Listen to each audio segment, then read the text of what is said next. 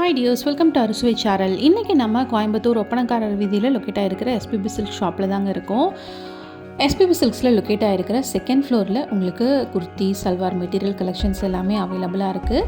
இப்போ பார்த்துட்டிங்கன்னா உங்களுக்கு மெட்டீரியல் கலெக்ஷன்ஸில் ரொம்ப ஒரு சாஃப்டான ஃபேப்ரிக்ஸில் கலெக்ஷன்ஸ் எல்லாமே வந்துட்டு அவைலபிளாக இருந்தது. ஃபுல் பிரிண்டட் கலெக்ஷன்லாம் நீங்கள் வேர் பண்ணுறதுக்கும் ரொம்ப கம்ஃபர்டபுளாக இருக்குங்க.